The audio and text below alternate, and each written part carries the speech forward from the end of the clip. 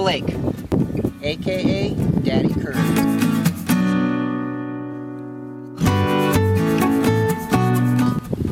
This is my orchard, and this is my farm. This is Hoofed culture. This is a rainwater collecting automatic chicken waterer. This is a compost tumbler.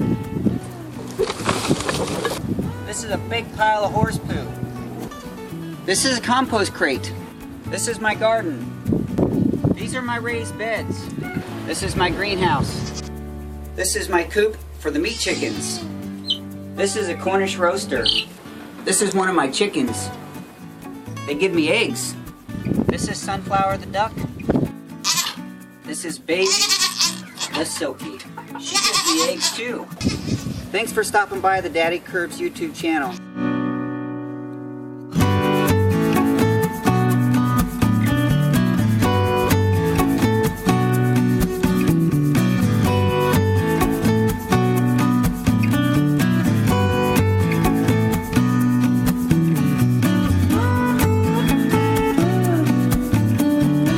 How do you grow your own food? How do you raise chickens? Is this a chicken? Ducks? Are goats hard to care for? What does it mean to be self-sufficient? These were questions I asked before I moved to the farm. Now I'm on a journey to learn as much as I can and share as much as I can about growing food and raising animals and becoming more self-sufficient.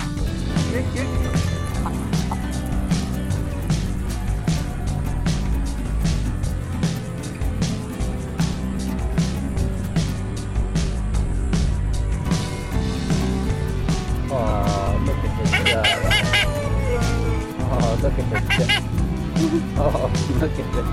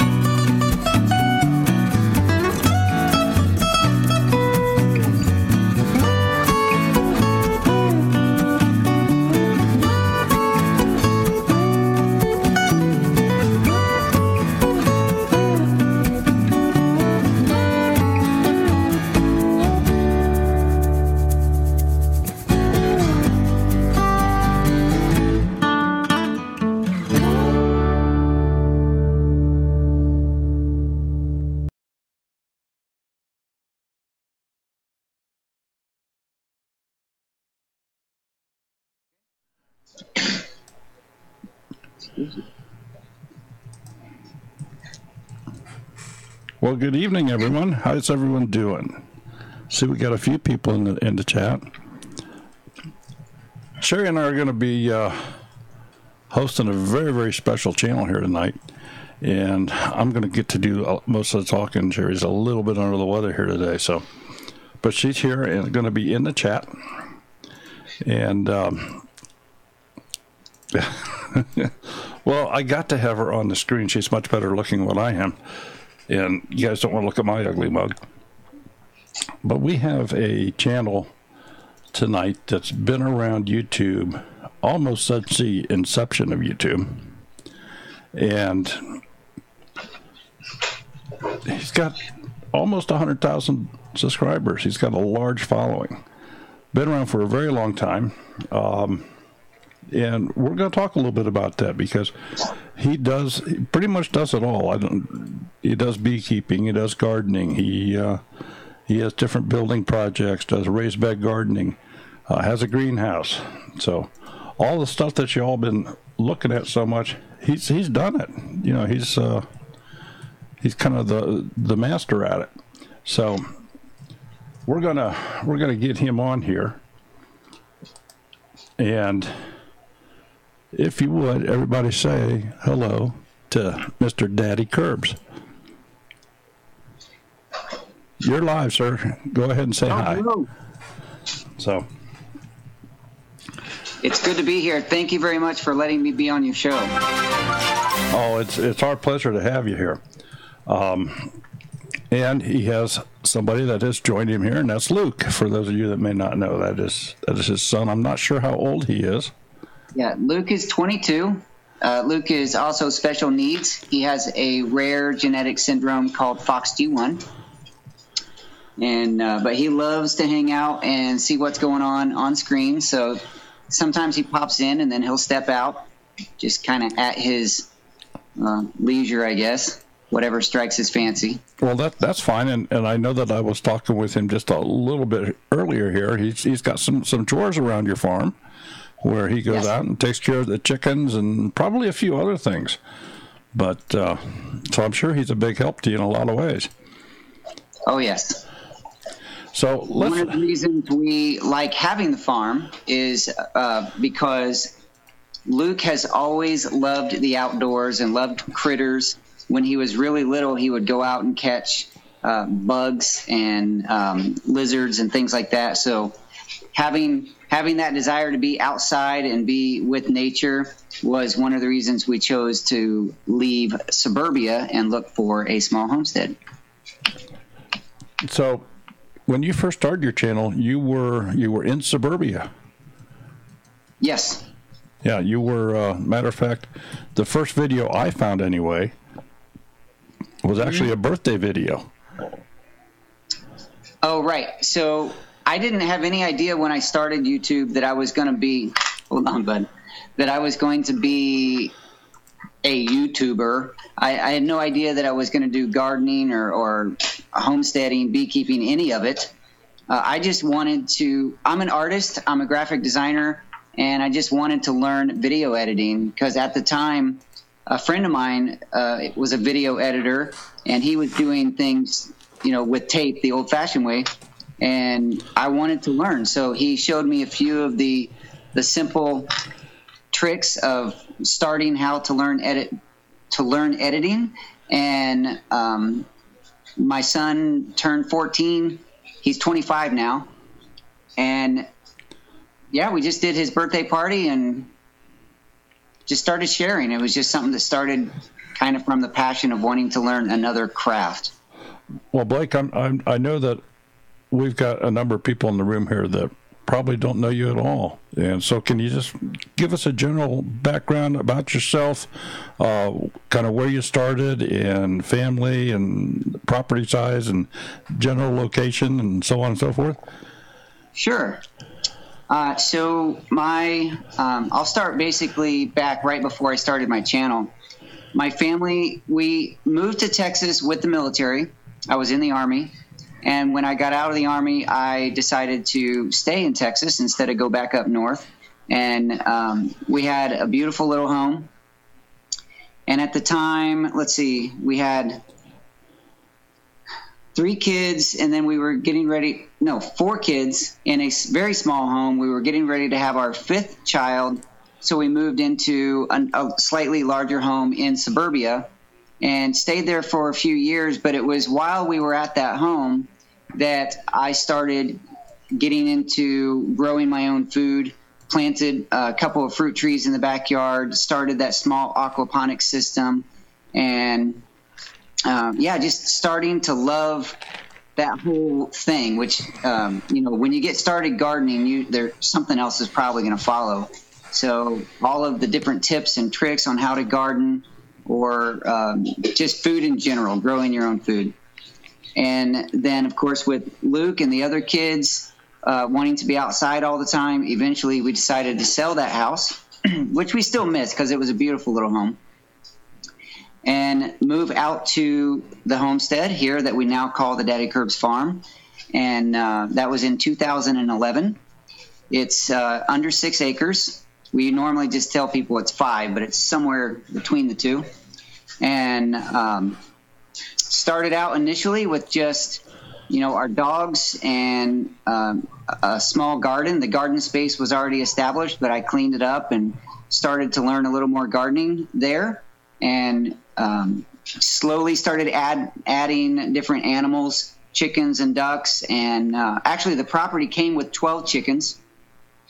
And anyone that owns chickens knows that 12 becomes a much larger number pretty fast, just because of the chicken math and how people keep chickens, and they want a lot more. Our coop was large enough to hold probably 30, so we felt like we had to fill it up.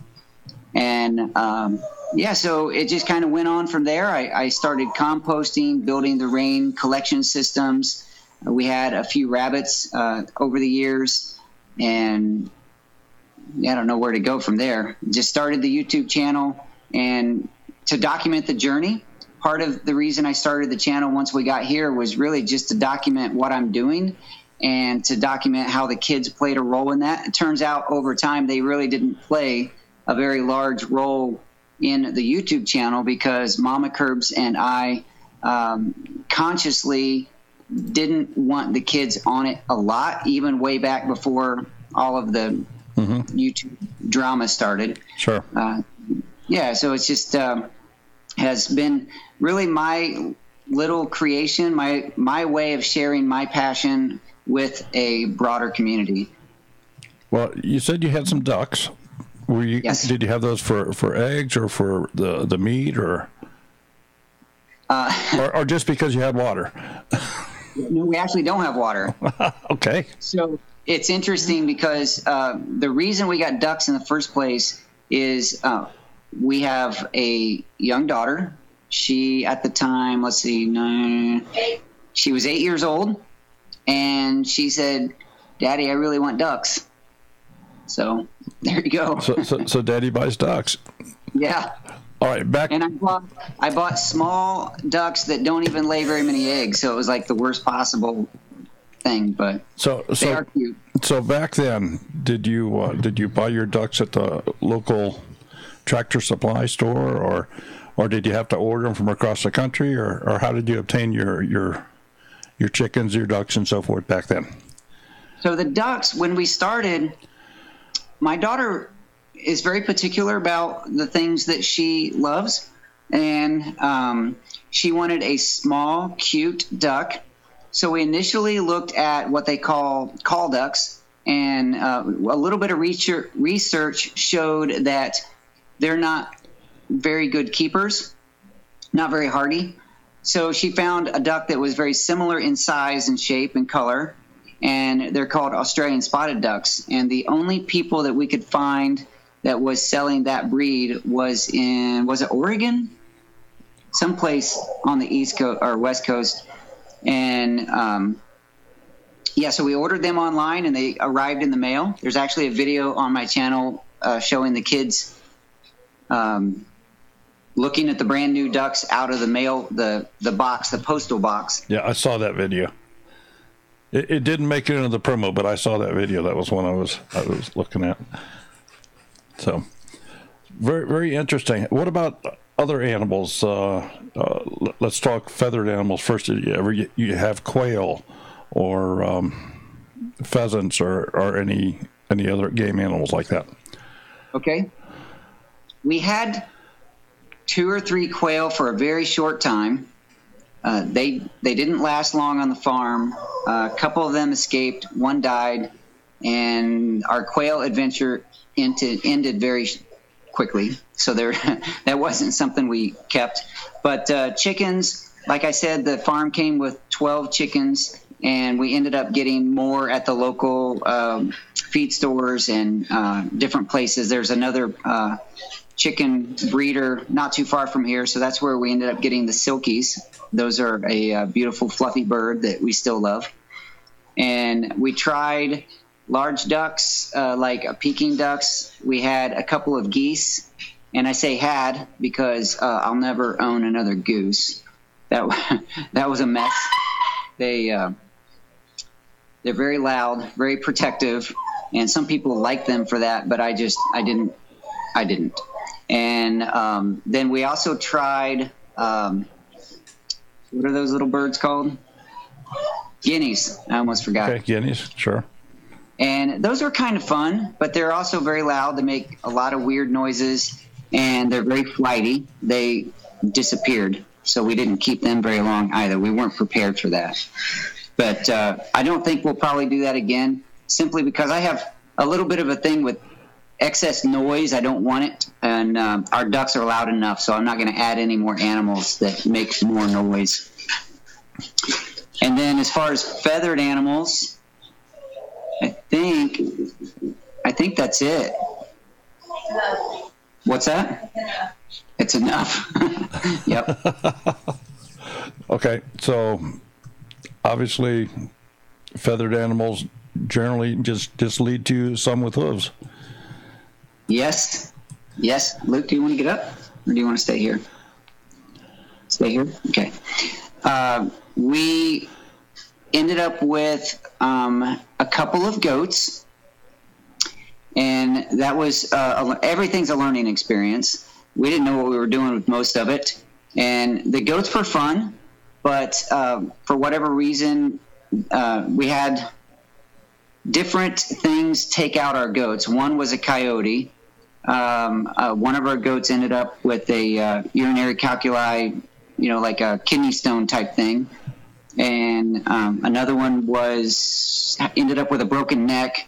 So our goat adventure again wasn't very good for us or the goats. We then, after learning some things, got a couple of goats, and recently we had them for a long time, 2 of them, and recently one passed away, so we're down to 1 goat. She's our one free-range goat, and she loves just hanging out and eating my roses and blackberries and everything else she shouldn't. So what else? Hoofed animals. We had 1 pig for a while. That's an interesting story because I was never going to get a pig. I don't have a desire for pigs, a need for pigs. We don't really have room. We do have the 5+ acres, but it's not divided up in a very nice way for a lot of animal pens. So this pig walked up our driveway while we were on the front porch and just started making noises. And we turned around and we're like, hey, look, there's a pig. And I showed the pig to the goat pen. I didn't force it in. We just walked over, showed the pig the goat pen. She walked in and made friends with the goats, and we had a pig for a while. And the pig actually, at one point, left the farm, and we thought, she just served her purpose and moved on. She wasn't ours, but she lived here for 3 or 4 months or so. Then she went on, and then actually it was a week or so later, the neighbors came down and said, hey, don't you guys have a white pig? I'm like, well, we did have for a while a pig. And so my son went down and collected the pig out of their yard. She was laying down. She wasn't well. She was sick. And we brought the pig home. I tried to nurse her to health, and it didn't work. So she ended up passing away on our farm. Okay. So, there's all kinds of coming and going here on the farm with animals. And learning, lots of learning. So did you have any cattle or horses or? Yes. And that does lead us to the largest of our animals, and we now have 2 horses, Maggie and Teo. And the introduction of those 2 horses is one of my largest videos, and it illustrates pretty well kind of how we do things. We don't really know. We do some research, and then we just jump in with both feet and get started. And if I happen to have a camera rolling, it gives the internet lots of opportunity to tell me how much I don't know what I'm doing. Well, you kind of put yourself in some semi-hazardous positions, I think, with the horses there. I did, yes. So, but I'm sure you also had some reservations. I mean, you just didn't walk out in the middle of it, but you were aware. But at least I want to think so. Please tell me that's the case. I was aware, and at the time, I really felt like I was okay. I felt like I was far enough away. The girls, my daughter and her friend, were more experienced with horses because they had worked at a barn for a year or so. And from my ignorant perspective, I felt like I was okay. Looking back, yeah, I made some mistakes, and I've been told at least 1,000 times in the comments, so it's okay. Yeah, the horses are fun. Well, speaking of comments, and I may have missed a few, but I did catch this one. I have an idea you probably have heard of Bandana Grandma. Yeah, of course. Okay, well, she's in the chat. She happens to be one of our moderators. Grandma. And she has a question here for you. Blake, okay. Are you and Mrs. DaddyKirbs coming to Homesteaders of America conference? I want to hug both your necks. I would love to hug your neck as well. And so let me tell you something about me, my family, our situation. We plan on doing a lot of things, but then a lot of things get in the way of our plans. So we do plan on going to that event, but we also have planned at being at other events, and they haven't worked out. And part of the challenge, let me wake him up and pull him back in screen. This young man here has a lot of health concerns that come and go, and they rise in a hurry and sometimes fall in a hurry. He's very tired right now. And if it turns out that our travel plans are interrupted by something going on with Luke, then that sometimes cancels our plans. But yes, we do plan on being there, and I would love just me. You're not going to that one? I want to go, but if he gets sick, we'll be. Okay, so Mama Kirbs is suggesting that if Luke's not feeling well, then I'll be a loner there. Well, no, you won't be a loner, because we'll be there, and I'm sure there'll be a lot of people there that also know you. So, yeah, we look very forward to actually meeting you in 3D, as some people have said. Yeah. So, all right, let me. Sherry, have I missed any others out there? No. Okay. If you would, folks, please put your questions in all caps. It's going to make it much easier for me to find it as soon as Sherry hits me with something, so that I look closer. Because I kind of. Is enough to hit you? Pardon? Oh, she just pokes me in the arm. Like, look, you know. Just. I can't tell when two of you are on screen. By the way, I'm looking at myself right now. Yes. Okay. Well, I figure the people want to see you. They don't want to see me. Oh, this is what everyone else is seeing? Yes, that's what everyone is seeing. But I can do this. Here, I can put all three of us on the screen. We can do this. Either however you like. I was just earlier when I could see both of you, I couldn't tell if you were in the same room or how close you were. Yeah, we're right next to each other. Nice. Yeah, we just set it up this way so that I can fade off in the background, because she's usually the star here, and takes care of all the questions, and she types like a mad woman, so she keeps up with the chat. And so anyway, that's kind of how we do it here. She's just a little bit under the weather here tonight. So anyway, you mentioned that you had some other places that some other conferences / meetups or something you have considered going to in the past. Yeah. Actually, I have notes from my last live show. Let me turn the page back. Otherwise, I wouldn't remember anything. Let's see. In August, I'm hoping, I'm praying, I'm planning on going to the Doug and Stacy Homesteading Life Conference. That's in Hannibal, Missouri. We'll be there. Yeah, we will be there. Yes. And then also Homesteaders of America Conference and Fair. That's in Virginia. We will be there. Yep. All of these that I mentioned, I have hopes of attending. I can't promise it being all of them, but I have hopes. And then the Good of the Land Fest, the details of that one are still not published. That was last year in Lindale, Texas. This year it's going to be in a different location, but it's going to be a bigger and better venue with lots more to do. So that one's going to be fun. Lots of YouTubers going to that one. Are you? Wait a minute! I just got poked. Kilted Gardener. Robert. What, the shout out? Yeah. Yeah, Kilda Gardner is in here, and he says, I'd like to shout out to Blake, to such a wonderful family, and encourage all of us creators in his family. Aw, thanks. So Robert's a good guy. He's one of my moderators. Cool. and just so you know, that we've got over 60 in the chat right now, and Nice. it'll bounce anywhere from here to 100 and back down to 60, and we never know, and we just have a good time. I know that there's some people that are not, well, you're in Texas.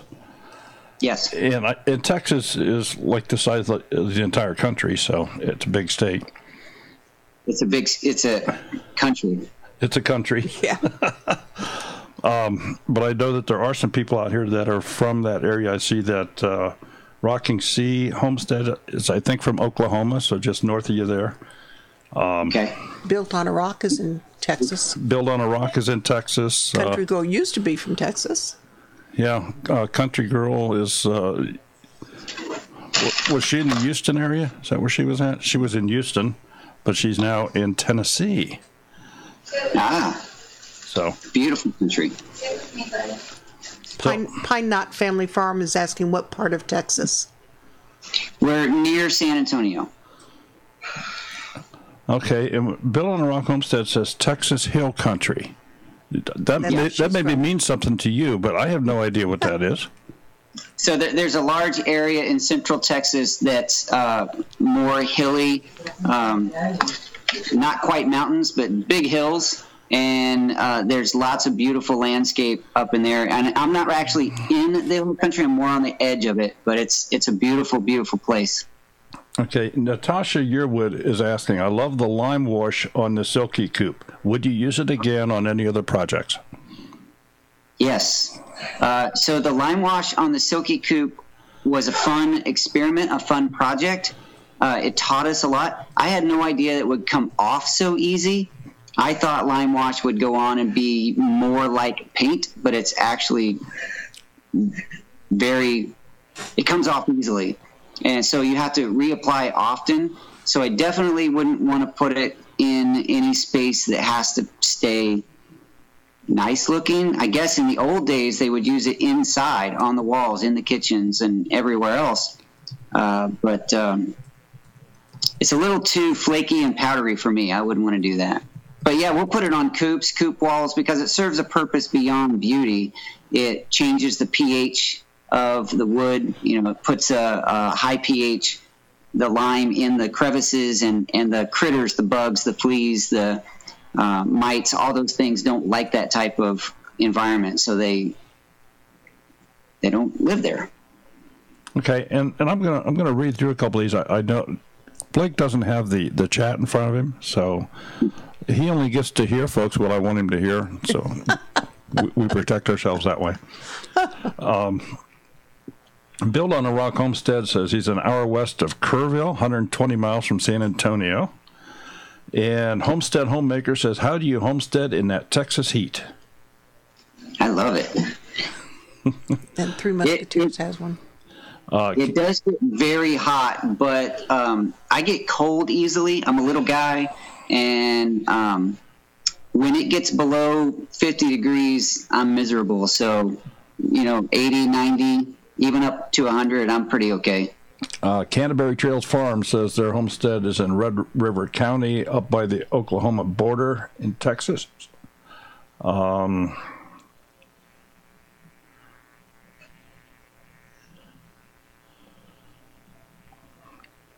And Sherry said there was another one. I'm trying to find it here real quick. Three Musketeers. I'm not seeing it. Three Musketeers. I just want to thank DaddyKirbs for putting up the video for THH Harbor Freight Greenhouse. Marriage. It was a marriage saver. Good. One more thing to add to my resume. I'm a marriage saver, marriage counselor.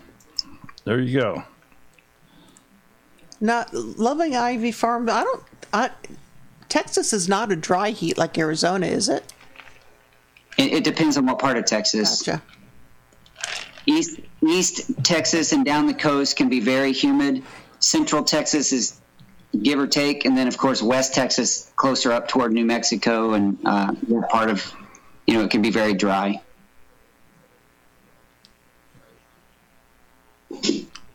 Oh, you're right, Bandana. He would have froze his tush off. There was no way he would have survived HOA last year. Yeah, HOA was a little chilly. Goodness, it was terrible. Well, I had quite a few people making fun of me at the Good of the Land Fest. That was in Texas, and the morning of, when the public was let in, I think it was low 40s, and I was miserable. Oh, I bet.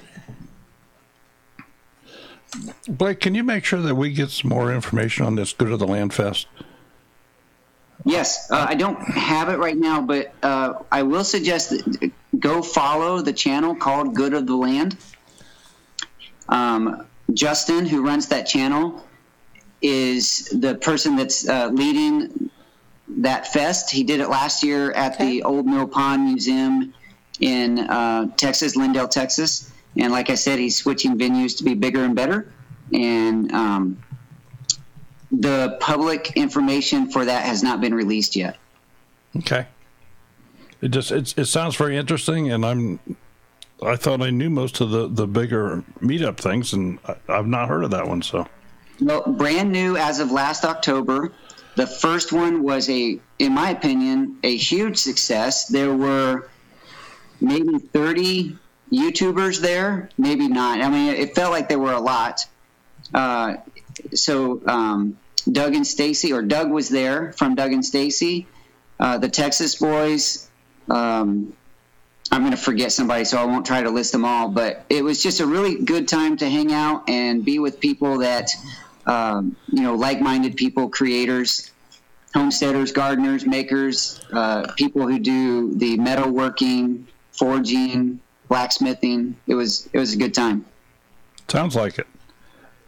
We have yet to have, well, for the most part, we've had very, very good experiences at all the meetups that we've been to. Yeah, and I've had a good time at the Mother Earth News Fair as well. I've been there 2 or 3 times, and that's it's bigger, and it's a lot more people, very crowded, but it's kind of nice to meet up with people who watch your channel. Sometimes I hesitate to say fans because I think that makes me sound like somehow I'm, whatever. Four Blessings Farm is asking, what about the Homestead Fair around Waco? Has anybody been? Yes. I was going to mention that one. I haven't been to it, but last year I heard about it for the first time and heard it's fantastic. That's in November this year, November 29 and 30. So I'd like to try to make that one too. Well, I'm sure that you're going to like the one up in Missouri, off grid with Doug and Stacy's show. They really did a nice job last year. Firefly Moon Pie is asking, tell us about how you blend your day job and homesteading. That's a tough one. Time is a major challenge. Of course, I have to go to work because I've made way too many mistakes on YouTube for it to pay me anything. But I just go. I work 4 days a week, Monday through Thursday, and go do my job as a graphic designer, and come home in the evenings and try to keep up with chores, try to help out as much as I can, and sometimes not enough, I'm sure. And then on the weekends, mostly it's the weekends when we do videos. So Blake, you don't have to answer this if you don't want to, but I'm a little curious with your graphic design background. Do you work for a company that does a lot of projects for a lot of companies, or do you work for a single company kind of as an in-house designer? Kind of both. I work for a company that builds information systems, touchscreen information systems. And those touchscreen information systems, kiosk, will need user interface artwork. They will also need the metal enclosures. A lot of times are wrapped in vinyl, so I'll design vinyl. I do marketing materials, social media stuff, it's sort of everything one company needs, but we do a lot of artwork for a lot of different clients. Okay, well, it sounds like it's something different all the time then, so it sounds pretty exciting. Before we break off here for our first trivia question, tell me about the bees, because the bees are a real hot topic right now. Everybody's wanting to get into bees or setting swarm traps and all this crazy stuff. You got into bees where you went and took a class. You didn't have YouTube to help you. Right.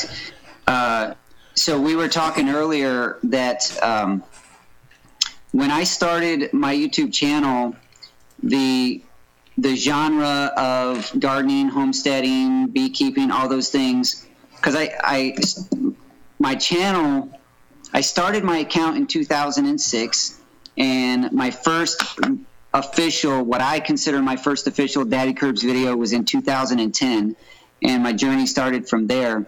It wasn't until probably 2013 or so when we started seeing a lot of the homesteading type channels pop up. And so you're right, I didn't have a lot of online guidance for that.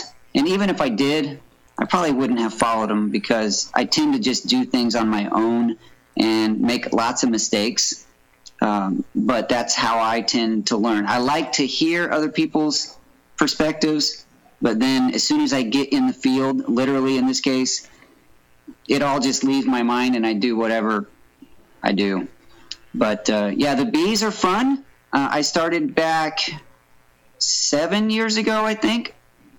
I took a class from a local beekeeper who went through the basics, brought one hive home, and then I think it was the next season or the third season when I ended up with 2 hives. I might have some of that wrong because I forget. But yeah, now I maintain, I've had up to 7 hives at a time, and right now I have 3 active full colonies and 2 splits, so a total of 5 hives right now. And the beekeeping videos are really fun to share. A few of them have done really well on YouTube. Some of them haven't, but that's kind of the way it goes with videos in general. But I hope that most people that watch my beekeeping understand that I'm not the professional beekeeper that has all the answers. You wouldn't have to watch very many videos to really understand that. But it's just fun to share the journey. Oh, I'm sure it is. That's something that I've looked at as far as the beekeeping, but we have some other things that we're really looking at doing. We want to do more traveling. We want to attend more of these meetups and stuff. We're of the age now where we don't want a big place to take care of. We want to enjoy other folks. We want to see how the kids are doing it. Is that a good way to put it, hon? Yeah. Well, you guys are probably somewhere in your early 50s. Thank you. You are so kind, young man.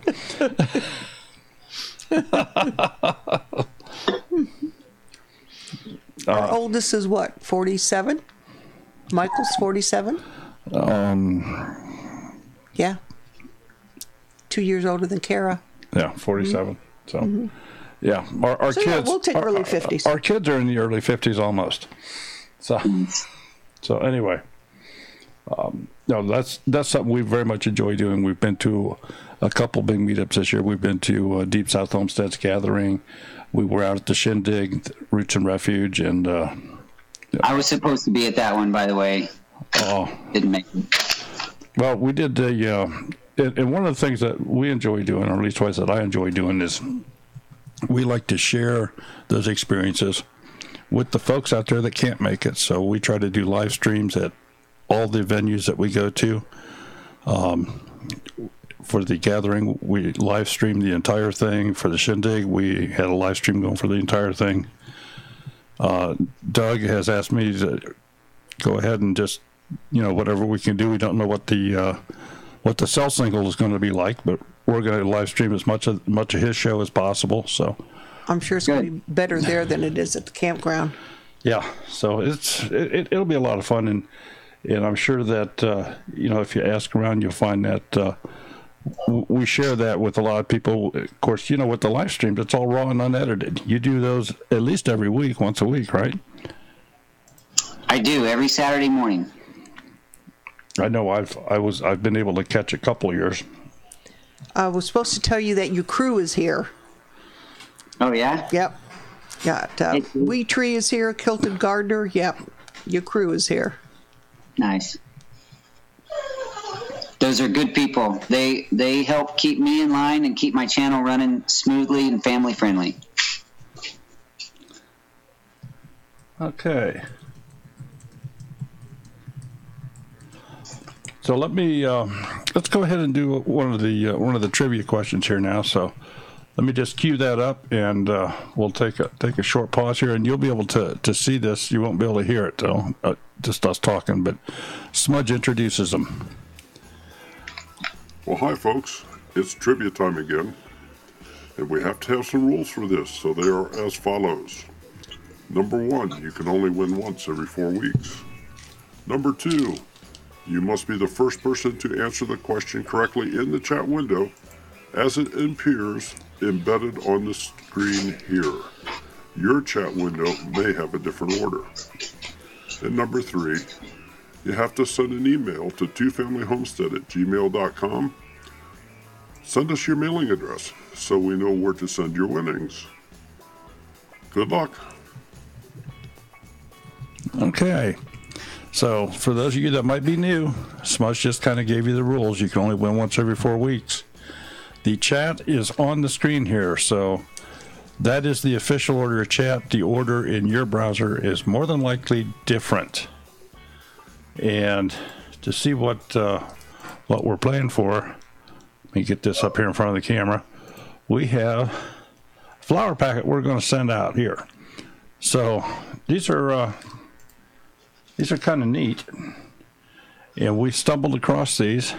This is not a Baker Creek deal, but this is actually this is from Holland Seeds, but it's something a little different. And well, it's that time of year you want to get the color out there. How many winners are you going to have? We are going to have one winner for the first question and one winner for the second. So whoever answers the question first in the chat. Let me bring this over here, and just so everybody can see, the chat is on the screen. That's the official order. And question number 1, and I hope I transpose these in a proper manner. What is the affectionate name I use referring to my wife? And of course, this is Blake asking the question. She's asking how you feeling. That's easy. Bandana, Mama Kirbs. Yeah. Okie dokie, Miss Bandana. All right. Four Blessings Farm, that was a good guess. And sometimes, yes, I do use Sweetheart, but on screen I use Mama Kirbs. Okay. Every day I call her beautiful, too. So let me bring this back over, and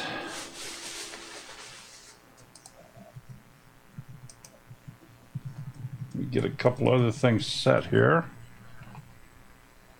Sherry, can you go ahead and talk for just a minute here while I get... What do you want me to talk about? So, I have nothing. just ask whatever. Can I pitch my stickers? Go for it. Absolutely. Go for it.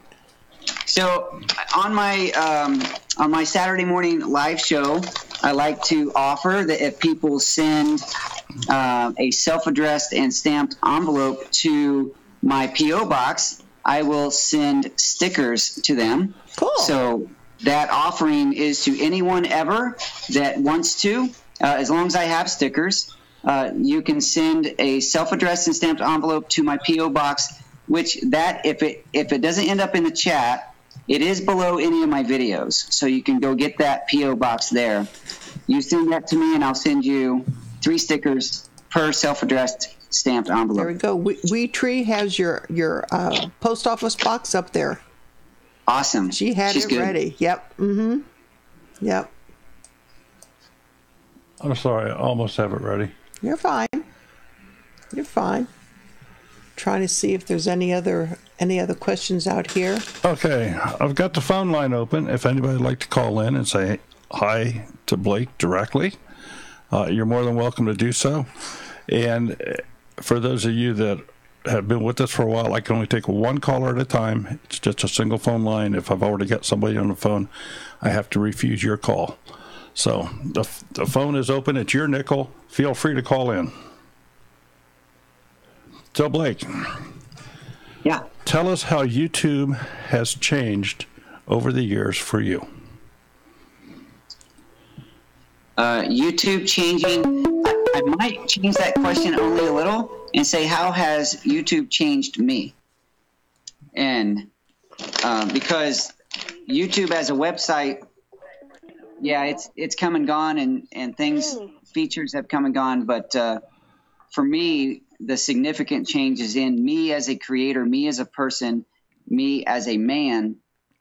I feel like the process of recording myself, editing, posting, getting feedback has opened me up to a lot of criticism for sure. Hello? And also just the opportunity to see how I interact with people, how I interact with the camera, and always evaluating myself. And Okay, Blake, hold that Go ahead. thought here. I got somebody on the phone, and they're thinking they may be lost here, so let me go ahead and get them. This is Daryl. Who's calling, please? Hello. What's your favorite thing to grow? What's your favorite thing to grow? Who am I speaking with? Sammy. I'm Ethan from Rich Green Acres. Oh. The kid, the 7-year-old. Cool. Well, thanks for calling. I love chatting with you. My favorite thing to grow. Most people who know me well know that I don't have favorites for most things because I tend to love Hi. everything. Ethan, can I talk? Well, my mom subscribed to you. Well, good. Thank you. I do love to grow tomatoes because I love fresh tomatoes. I love salsa. Do you like spearmint? Spearmint, like mint, growing mints? Yeah. Yes. In fact, I have a really cool little trick where I take a mint leaf and a stevia leaf and I wrap them up together and I chew it like gum. It tastes really good. Have you watched Rich Green Acres and subscribed? There you go, Mom. That was a good push. That's awesome. I don't know if I have. You put me on the spot there, Ethan, but I'm going to. I'm watching you right now. Good, thank you. Gotta let somebody else call now. Okay. Bye. All right. Thank you for calling. Bye-bye. Thank you. Okay, Blake, That go was cute. I love Go it. ahead, Blake. I love it. So if I'm continuing the story about how YouTube has changed me, I really feel like that God has used the opportunities, has used YouTube as an opportunity to teach me a few things about myself and to grow and learn. And I feel like I'm a better man today, in part because of that process. Okay, this is Daryl. Who's calling, please? Hey, Van Danny Grandma here. Miss Susie, how are you? Hi, I'm doing great. Had a wonderful Mother's Day. I hope all the other moms out there did too. I had a question for I had a question for Blake. I know he's a big kombucha guy, and I have not made kombucha yet. Someone did send me a SCOBY, but they sent it a long time ago, and it's been sitting in my fridge in a plastic baggie zippy thing. And it looks like a piece of liver, and I'm wondering how long will those things keep, and should I toss it or should I give it a try? I mean, it's been months. Such a visual. They can last a very long time. This is what I would suggest, even if you're not ready to make kombucha to drink, is that you go ahead and make a batch to keep that SCOBY happier, because being in the refrigerator, even though a lot of people say that's how to store them, in my experience, it's not the best way to store them. So make a batch of sweet black tea and 1 gallon of tea. You don't even have to make a whole gallon, but if you choose like a half gallon, make it with a cup of sugar, and get your starter liquid. I'm assuming that your chunk of liver is sitting in starter liquid. Get that starter liquid and that SCOBY in some sweet black tea, protect it with a cloth, and put it somewhere warm and let it start growing, because they can die in the refrigerator. And when they die, they smell horrible. So I'd go ahead and get it in a brew. When I open the bag, yeah, I'll know, I guess. Yeah, you know. Okay, I love your channel, Blake. Thank you so much for all you do, and I'll let someone else call in. Thank you. Thanks, Can't wait to meet you. Thank you. Bye-bye. Thanks for calling, Susie. Bye-bye. Okay, phone line is open again, folks. Oh, we got somebody. This is Daryl. Who's calling, please? Go ahead. Hello? Yes. Yes, this is Daryl. Hello. This is Kyle Hawthorne with Trip H Farms. Hey, Trip H, how are you? Oh, we can't complain. No one listens when I do. I hear you. How are y'all doing this evening? We're doing just fine. Doing well, thanks. Good. I was just wondering if you'd ever had any experience growing shisho and making teas or anything out of it. Shisho, is that the same as what people call sesame? Be honest, I'm not sure. I was just introduced to it this last week. So a gentleman I did some woodworking for gave me some shisho tea and a few starter plants, and just trying to learn about a little more about it. Which plant it is, but if it's there is a plant that people call sesame, but it's not really sesame, and it might be that one. If it's that one, yes, I had a season with it. If it's not that one, no, I haven't. But I'd like to. Now, it's a real short, kind of about an inch diameter leaf. It's normally has green and purple leaves on the same stem. Yeah, different plant. I haven't grown that one. Okay. But I'm going to look it up now. I'm going to take a note. How do you spell it? It's Shisho. I know it's a Japanese herb. Okay. Never heard of it. So another question I have is, have you ever had any experience growing elderberry? Yes, I have never grown a berry, but I have the elderberry plants. They haven't done real well here for me. Texas boys, they're a little further north in Texas, and they're growing them, and they're doing okay. But I have several elderberry plants, but I've never had a berry. Really? Okay. I was just curious. We've got nearly 60 elderberry plants. I'm actually juicing some elderberry at the moment. So. That's good for you. That's good stuff. It's very good for you. All right. Well, I was just wanting to see if you had any info on shiso that maybe I didn't know. And nope, you got me on that one. All right. Well, thank you. Have a good evening. Thanks for calling. Yeah, thanks for calling. Bye-bye. Breakaway Homesteader said elderberries need to be near a water source. I don't think Harold's were by a water source, and They were down by the creek. Were they all down by the creek? Yeah. Well then, okay. Now, see, I put mine up in the orchard next to the big swale, and that's the area of my farm that stays the wettest the longest. So I thought that would be a good location, but so far, I mean, the plants have lived okay, but they haven't really thrived. This is Daryl. Who's calling, please? This is Katie from She Moved Mountains. Hi, Katie. Hi. Katie. I just wanted to say thank you so much to Blake. A couple of years ago, somebody gave me a SCOBY as like a blessing from what I gave them. And when I got it, I honestly had no idea what to do with it. And I Googled kombucha and your channel came up, and I've been following the Homestead community for how many years? But I just want to say your videos have really stretched me with kombucha, but with honestly just dreaming. Yay, I like to hear that. Yes. You really inspired me in so many areas of my life. So I just want to say thank you so much.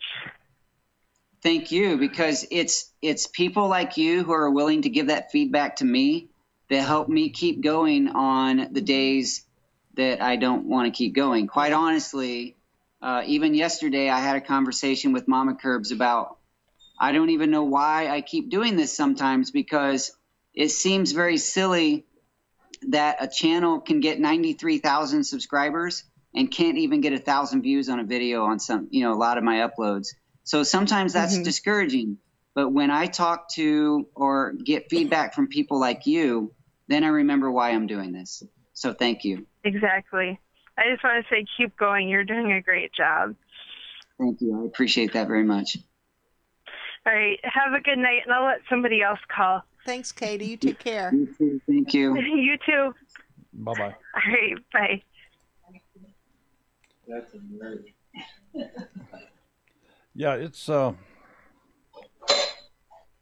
surprising. You know, we don't know what fuels those views on a video. But that's like your horse video has just got so many views. There's no clickbait in the title. I didn't think so. No. And it's not a how-to, really. I mean, it just kind of shows what you did with reservation. It looked like you had some reservation while you were doing it. Yeah. But it just, well over 1 million views. What, 1.5, I think. Do I have the right one in my mind? The whole clickbait thing is interesting because a lot of people use clickbait, interesting, catchy, mysterious, curious titles and images. And I tried that for a little bit early on because that looked like the way to go. And so many people in the comments just give you a hard time for that I couldn't keep it up. So for those who do it and do it well and get all the views, good for them. I will suffer through low views to be a little more honest. I won't call the other people dishonest, but for my thumbnails and titles, more direct. Thank you. That's a better word. Mama Kirbs is correcting me. This is Daryl. Who's calling, please? Hi, this is Ivan from The Other Life. Go, I missed the name. Yeah, go ahead. Go ahead and repeat that, please. Hey, you're able to hear me? Yeah, go ahead. Yeah, I just have a question for you. Okay. How many of you had a job that would, like, let's say you have to do your job. At the same time, if you would do your job, it's a crime. That's pretty much a little note to my current job that I'm comparing it to homesteading or farming, which I would probably never find in the farming. So my current job is a truck driver. And my job, I do this job together with my wife. She's my co-driver. So right now we have this situation where my wife ran out of hours on her logbook, the weekly hours, and I'm not able to drive because my hours for the next day still didn't kick in. So here's what dilemma we have right now. I still have to wait for at least half an hour before I'm legally able to drive. If I drive right now, it's a misdemeanor. So I just want to put that out there that not all jobs, you just do your job and you're going to be good. You got to always put your head to it. Even in regular like some people would say, just planting or just growing animals. You got to be aware of what you can and cannot do. It's just a lot of people, like when I talk to them about different jobs, they're like, oh, as long as you do your job, you're fine. Not always. You got to put your head to it, and you got to know what's right and what's wrong. And yes, a lot of people do make mistakes. A lot of them are harmless, but some of them can bite you back. Yeah. Just want to give that short statement out there so you guys look out, because every state, every county is different. In some places, you would see other people do something, and you'll be like, hey, I want to do this too. But then when you do your research, if you do your research, because not many people, unfortunately, do their research. But when you do your research, sometimes you can find something is not allowed or illegal in your area. It's true. Like rainwater catchment for some people is illegal. True. Yes, I used to live in Sacramento, California, and it's illegal over there. Now I live in Rapid City, South Dakota, and do all you want, pretty much. Yep. So yeah, that's why I like actually United States compared to my home country where I was born in Kazakhstan. In Kazakhstan, the law is countrywide. In U.S., if you don't like some law, you'll move to another area or another state. And that's what I love about it. Yep. Well, thank you for that warning and caution. Thanks for being with us tonight. Yeah, thank you. You guys have an awesome evening. I'm going to be listening in, and have a blessed evening. You too, Ivan. Thank you. Very much. You too. Yeah. Thanks, Ivan. Thanks for calling. Yeah, bye-bye. Bye-bye. Okay, phone line is open. Northern Ohio Homestead is asking, how is your garden doing? My garden this year is actually doing really well. We've had a lot of rain, and my soil over the years has just gotten better and better and better. So I haven't done a video yet this year about the garden. I keep telling my live show on Saturday mornings that I'm going to do the video, but I just haven't done it yet. But I have 22 tomato plants, 20 plus pepper plants, and I found a couple of baby basil plants that came back from late last year, which is nice.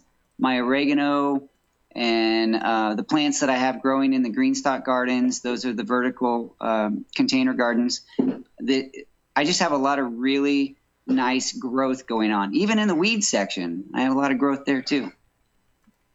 Okay, Blake, let's get our second trivia question going here real quick, and then we'll maybe get a few more questions, maybe a couple more phone calls, and we'll we know everybody's got things to do. It's getting to be a busy time of the year, so. Yep. Well, hi, folks.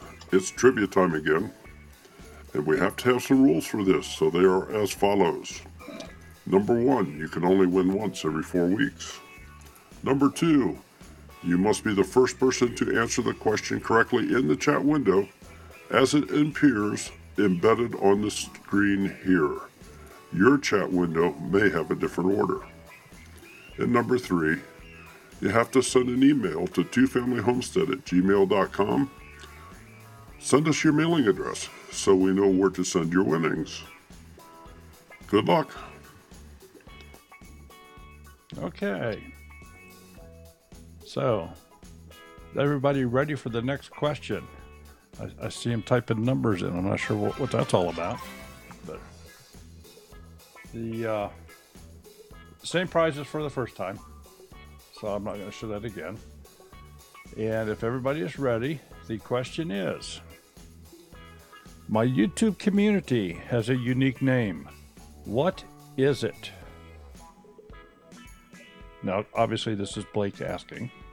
My YouTube community has a unique name. What is it?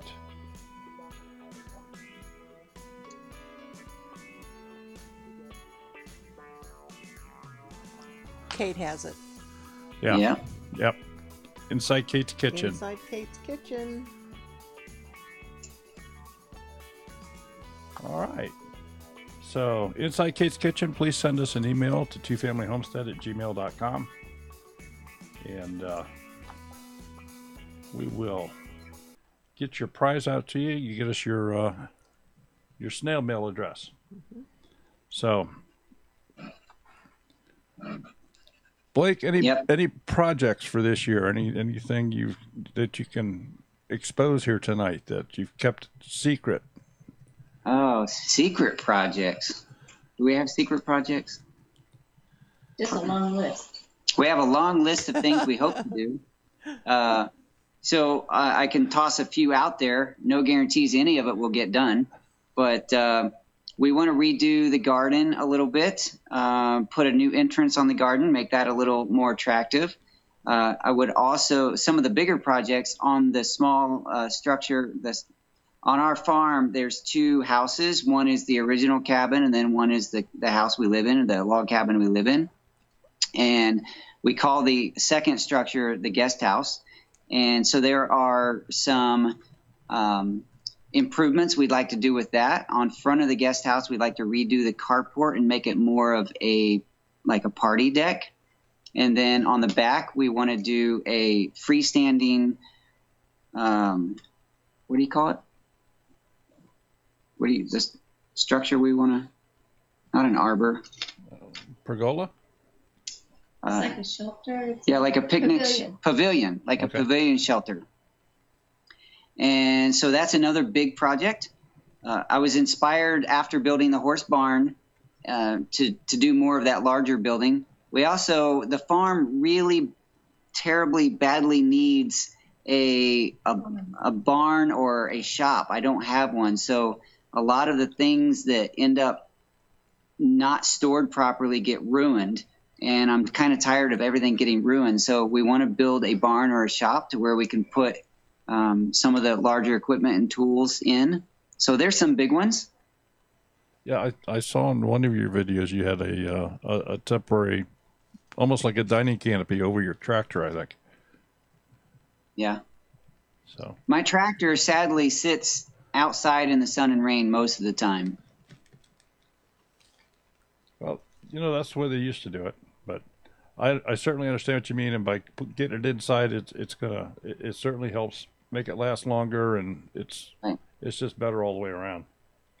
Well, 100 years ago they built tractors differently, so that's true. Somehow it seems that they were made to withstand some of that. That's completely true. Yeah, they didn't even have padding on the seats back then; they were just all steel. So, all right. So if anybody's got any other questions for Blake or for us, the phone line is open. Take one caller at a time.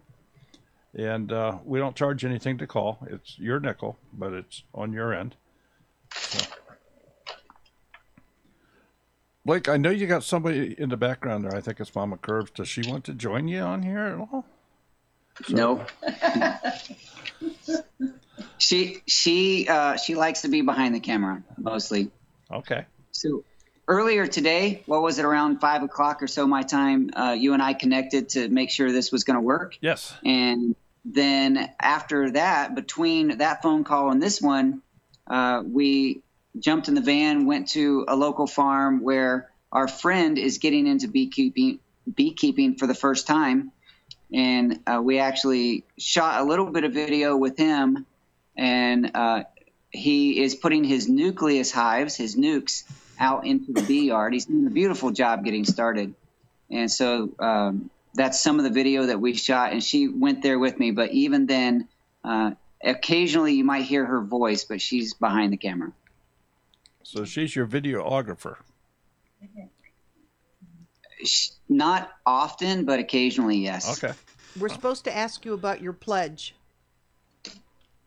Oh, the pledge is that here on the DaddyKirbs Farm, I truly believe that everyone has a story and every story counts. And I can give you the story behind that. But then the pledge is that on Saturday mornings, because I like to engage and encourage people, the pledge is that I want people to sit up straight, put their hand on their chest, and say, "My story matters because I matter."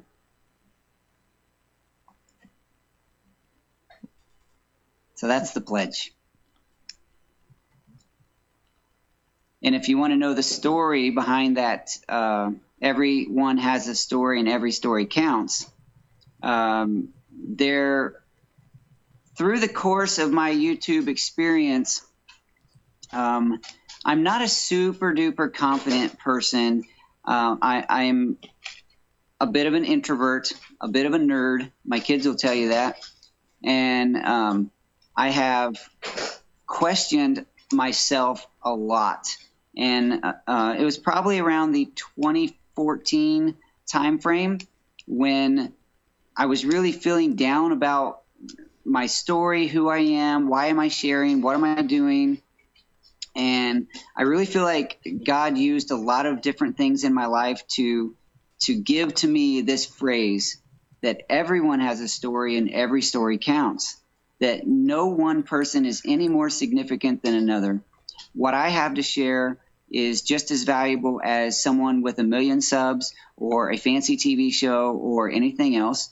And what someone else who maybe doesn't even have any social media or any content creation, that they might feel insignificant because they don't have that. Well, it's not true. Your story counts, and you can share that in the chat here or with your neighbor, with your family, with your friends. The fact that we all have a journey, we all have experiences, that's our story, and it makes us who we are. And if we tell that, if we share that, then somebody else can be encouraged and can learn from that. Well, you certainly have sparked some conversation in the chat here, and everybody loves your pledge, and that's well said. Very unique. I wish that we had the powers here that we could just, by you being here tonight, you would have your 100,000, but maybe it's just a silly number. It's a silly number, we but want it. I understand. We're working on 10. So that's our next goal is 10,000. So we're getting there, but you will get there. It's a fun measurement that YouTube does for us as creators.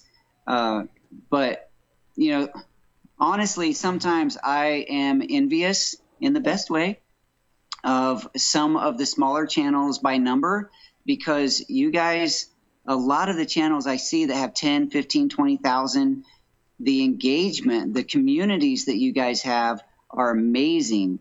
And I have an amazing community as well, but not relative in size. I compared a 10,000 sub channel that can have 200, 300, 400 people that just really gather around. Right. You would think that the growth of the channel by subs would make that number grow, and it's not necessarily true. Right. So I have an amazing family. But sometimes if you're looking at numbers all the time, like I said earlier, I have 93,000 subscribers, and you would think that the number of supporters and the number of views and all those things would go up with that, but it doesn't necessarily. And it's probably a lot because I've made a lot of YouTube mistakes because I don't follow, how to tag and title and all those things very well. But anyway, you guys who have the lower sub counts still have beautiful communities, and I would love to encourage you to just love on those people. Oh, yeah. Everybody that comes into our streams, we appreciate to no end. Yes. We absolutely love it. We enjoy it. And they're the reasons that we're doing it. Yes. I mean, if there was nobody watching what we were doing, there wouldn't be a whole lot of point in doing it. That's true. But, yeah, it's, and you and I talked a little bit earlier. I mean, we've been doing this now for 3 years, and we enjoy it. We are actually booked up through November.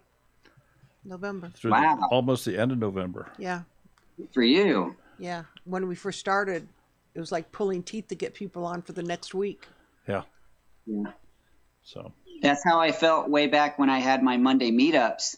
I felt like that was a really great idea, and I wanted to share a lot of different people, but it was hard for me to manage keeping that in rotation. Mm-hmm. And I wasn't doing live shows. I was doing like edited videos, and it became very difficult for me to manage getting people on and then collecting that media and then putting it out.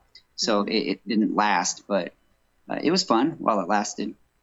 Yeah, and it confuses me. I mean, we have some absolutely wonderful folks out here in the chat right now that love what we do, and I know that they talk about us, and I know that we're well known in the community, but where is everybody on a Monday night? I don't know. I'm often surprised that we don't have 300, 400, 500 in the chat. That's because we know of 2 very big channels that are competing against us at the 9 p.m. time frame. Yeah, that didn't used to. Do with it. Yeah, that might have something to do with it. I don't know, but not necessarily, because it's not the same format. Blake Kilted Gardner says, tell Blake if he makes 100,000 by the HOA in October, I'll wear my kilt to the conference. Get it ready, my friend. Okay, folks. Looks like we have a challenge. I think we have a challenge going on here. And the acceptance is there, it looks like. Yes. Robert, dust the kilt off, because I believe by the conference I will have the 100,000. You get ready to have someone join you. You coming in? My daughter here has. Isn't she gorgeous? She is. Oh, why? My daughter has a story from yesterday that you guys might find interesting. Oh. Take it away. Make it suspenseful. Yeah. Well, first, tell us her name. Okay, this is Adeline, and she's my youngest. And so I'll set the story up, and then you can finish it, okay? All right. So yesterday, she and a friend was out on, we have a pool deck, and so they were hanging out on the pool deck, and they heard some noise, and... Well, I was watching the chickens. So there's the fence by the horse coop, the horse barn. Horse coop? The horse barn. There's a fence by the horse barn, and it's heavily wooded, and there's a lot of bugs that the chickens like to go by. So we had the 2 reds and one Wyandotte, and they were all, and I was like, oh, watching my chickens, you know. And then all of a sudden, a bobcat jumps out of the woods, because the chickens are like 3 feet from the fence. Bobcat jumps out of the woods, grabs the Wyandotte, our last Wyandotte, and then I'm like, Bobcat. It looks at me, jumps back in the fence, jumps like 7 feet into the woods with the chicken in its mouth, and runs away. And I hear the chicken flapping in the woods. I'm like, I can't do anything at this point. And it's just all over in like 5 seconds. Wow. It's crazy. Yeah. Came in the house, told Mom and Dad. Dad got his gun, but at that point, his machine gun. Yeah, I got my machine gun out. Not really. Yeah. Oh, goodness. Yeah. Yeah, so we've lost a few animals this year, and we weren't sure if it was the raccoons or something else, and that proved that the bobcat that we thought was gone, because our neighbor had caught one and taken it away, and so we thought the bobcat was gone, but now we know he's not. Yeah, really. Wow. Yeah. So, Nice. well, let's talk about predators on your homestead. Is that a huge problem for you where you're at? It goes through seasons. Yeah, there's seasons. When we first started here, there was hardly any pressure of predators. And I think that the urban sprawl that's getting closer and closer to us is increasing the number of predators in our area. Because back in 2011, when we moved out here, this was country. There was country for miles, and it's really not so much anymore. So we're getting a lot of increased predator activity, and yeah, they have no place to go. Yeah, they're losing habitat, exactly. Mm-hmm. So we have a lot of hawks, owls. The raccoons are getting really bad. Well, I didn't even know we had raccoons in this area for the first 5 years or more. And then within the last year, we've had several, not only just sightings on the farm, getting into our trash and things, but we've lost a number of chickens, and I've caught them, not in a cage, but I saw them in the activity of catching and eating my chickens. Wow. So those, and then now the bobcats. So it's, and we've heard stories. We haven't seen it yet, thank goodness, but we've heard stories that there are even cougars in this area. Oh, wow. Yeah. It was nice seeing you on the show for a second, but I gotta go. See ya. Thank you. Bye. Blake, do you know Jason Rear, Big Bear Homestead? I don't know him personally, but yes. Okay. Well, I know he's got a predator control background. Okay. And does a lot of, matter of fact, he's going to be speaking at Life conference. At the Life conference. Oh, good. On trapping and so forth. So, yeah, we'll make sure you two hook up there, and he can. Yeah. Maybe. I bought one of those live trap cages yesterday. I went down to the local feed store and bought a cage. I just don't really know the best way to use it yet. Right. So I'm kind of glancing through the chat here. You got anything else here? No, I don't.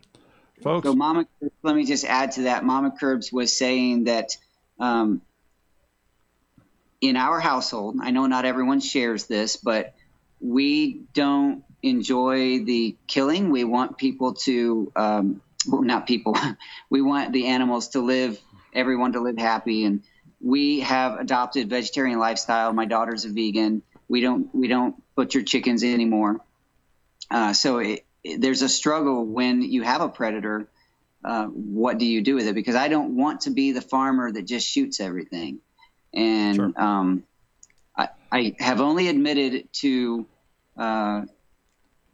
shooting. The only predator that I've shot, and it was sort of a unfortunate circumstance and timing for the raccoon. There was one raccoon that was actively eating one of our hens, and I happened to have my .22 rifle in my hand, and that guy, well, he enjoyed his last meal that night. But for the most part, I don't like shooting the predator. So there's always that challenge of how do you live in balance with them.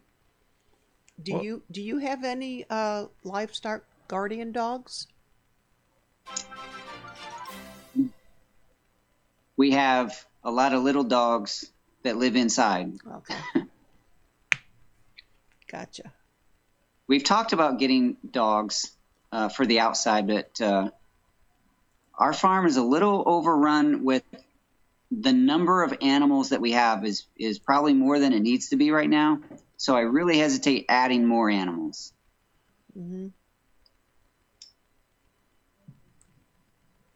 Okay, well, folks, we'll give you about maybe 5 more minutes on the phone number here, and then we'll kind of wrap it up. This is fun. Thank you. So,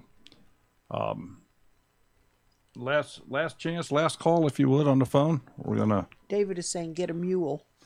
Get a mule. Mm-hmm. Okay. Well, but that's another animal. Yeah. That's another animal. Yep. And unfortunately, the mules would have to live with the horses, and our space for the horses is already too small, so we can't add anything there. And I take it the horses are getting along just fine now. Oh, yes. Oh, yeah. They're best friends. So are those just pleasure horses? Is that what they are to ride? Yeah, mostly. My daughter is she loves to ride, so she is learning to work with horses and train horses, and so they're another one of her. You know, the ducks and the horses. They're ours. She loves working with the horses, and they're fun. They've been a fun addition to the farm. And Insight Kitchen, I'll just answer for you because she says, "How about geese?" And I guess the geese are gone and not to return. Yeah, we've been there, done that. I think Kate even saw some of our geese if the timing was right. And yeah, they're fun in a way, but they're so noisy and so defensive. I don't want them.